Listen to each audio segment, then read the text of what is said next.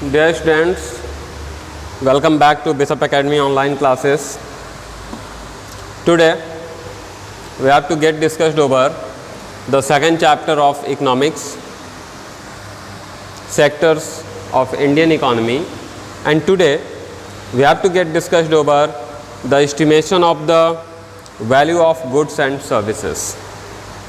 So for estimating goods and services, it becomes important for you to know these important terms, which are final goods. Goods,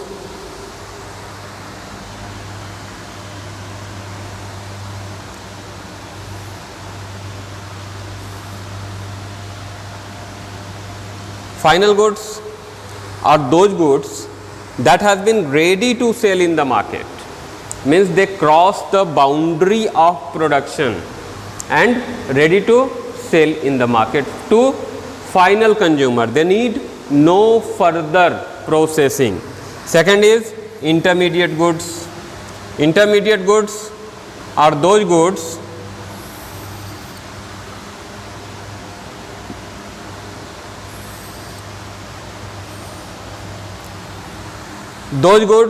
which ought further processing. As you find, for making bread, it becomes essential to purchase what? Wheat, then converted it into flour, and then we convert flour into bread. So this flour is considered as intermediate goods, and if you have to make sandwich from the bread, then bread considered as intermediate goods. I think it become very clear to you. Next topic is double counting. So certainly in this case of bread making, we find that at the very first time we grow wheat and then converted into flour and then converted it into bread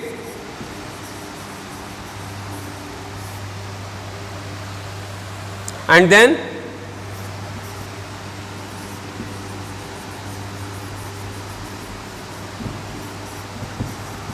sandwich.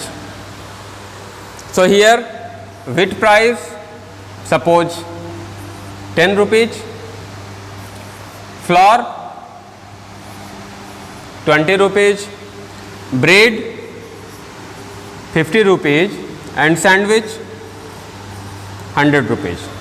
When we calculated entire these things, then what find? 10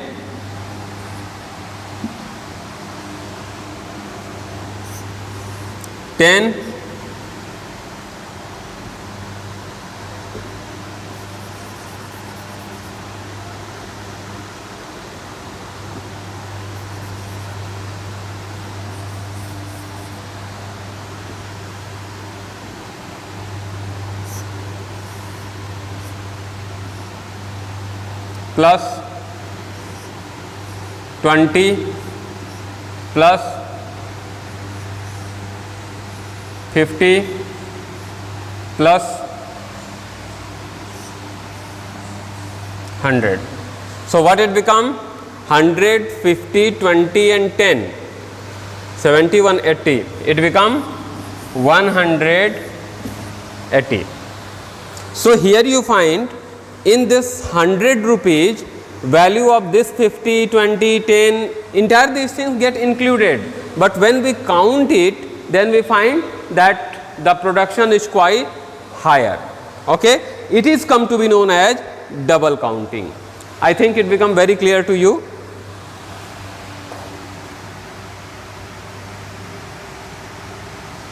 Next, you have to know about the contribution of various sectors of Indian economy, and before it become important for you to know gross domestic product, that come to be known as GDP.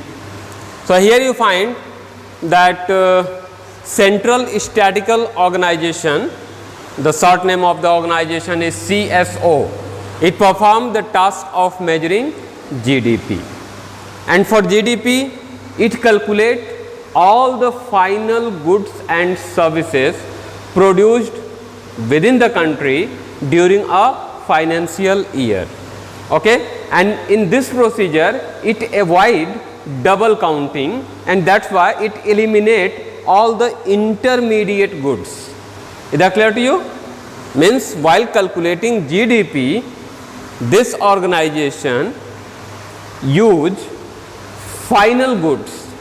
Okay, it neglect or never count intermediate goods or avoid double counting, so that the value of GDP is quite clear.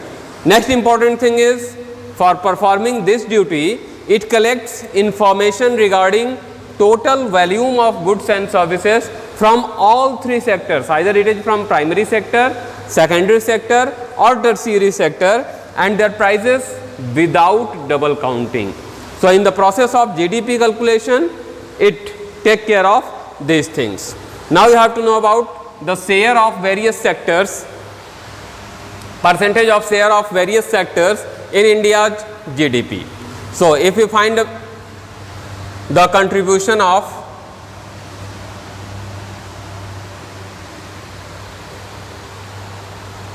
primary sector, so here the data is given here, out of all GDP, the contribution of primary sector in 1973 is 45%, which become 19.8% in 2007, and in 2014 it becomes 17.9%. So, what you find here, that the contribution of primary sector started decreasing with the passage of time. Next, if we talk about secondary sector, then what we find, its contribution is 21%, it increased become 24.5%, and then it become 24.2%. Means secondary sector in the beginning increased with a rapid speed and then slow down. Okay, means it become capable of providing maximum its return at that particular point. That's why we could not see the growth in secondary sector. And when we talk about service sector or tertiary sector, its contribution in GDP is 34%, and in 2007 it become 55.7%, and in 2014 it become 57.9%. Means in tertiary sector we find the contribution in GDP increased day by day. It means that tertiary sector have too much growth. Okay, same type of things could be seen here in pie graph. That is, in 1973 primary sector contributes 45% of the GDP, and secondary sector 21%, and tertiary sector 34%. Here in 2007 contribution of primary sector is 19.8%, secondary sector is 24.5%, and tertiary sector is 55.7%. So, seeing this graph, you find that this is the area preserved for primary sector, it decreased and once again decreased. If we talk about secondary sector, the area get increased and then we get a little reduction. And if we see tertiary sector, then the area increased with the passage of time. Then the question raised, what factors are responsible behind growth of this tertiary sectors? Here you find the reasons for growing importance of service sector in India.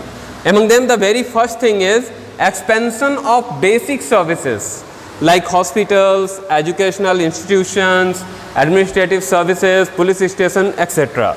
Entire these things made the people capable of earning a lot.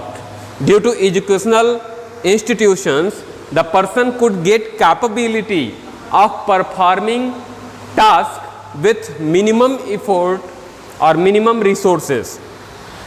Second, the development of agriculture and industries, agriculture and industrial sector give boost to tertiary sector by, here the spelling is wrong,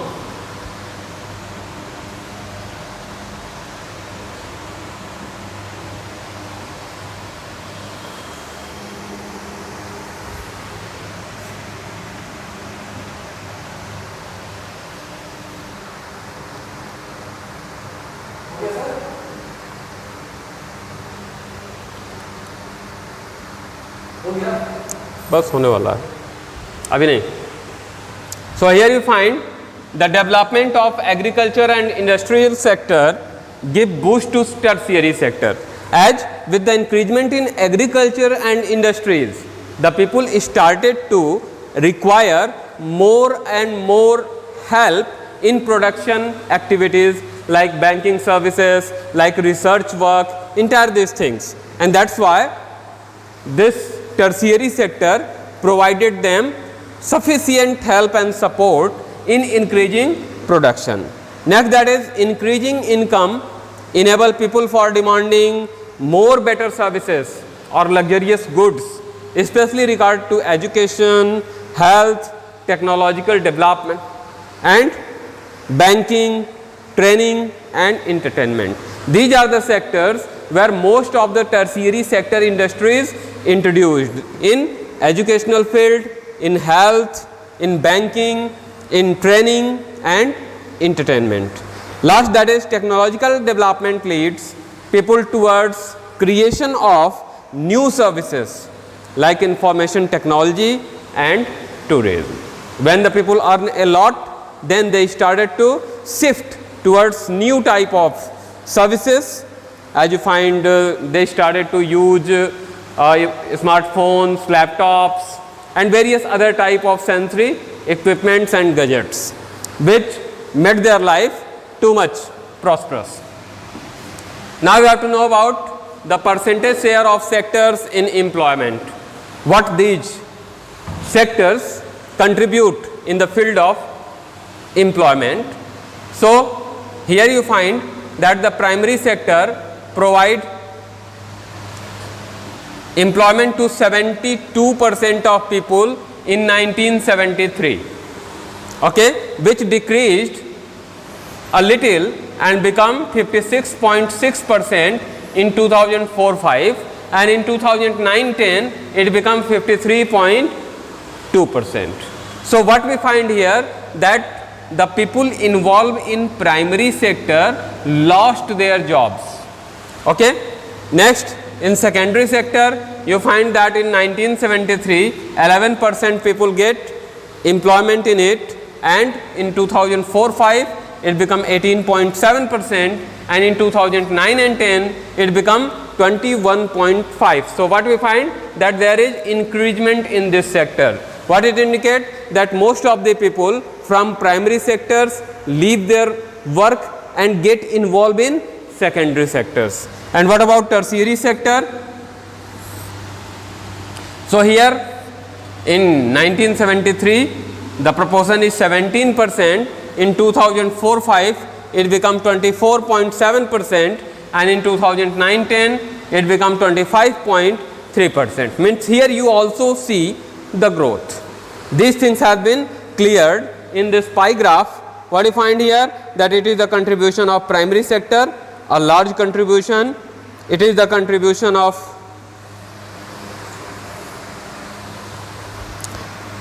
secondary sector, a little contribution, it get increased, and about tertiary sector which have a quarter share and it also increased a more. So here we find that tertiary sector, you could compare the development of the country, then you find that the development in tertiary sector, it considered as the development of a country, as this growth in tertiary sector indicates the growth of India in economical sphere. So I hope I taught you three important topics today. First, calculation of GDP. Second, contribution of various sectors in GDP. And third, contribution of various sectors in employment generation. So one more topic remains in this chapter, to which we get discussed on the next day. Have a nice day.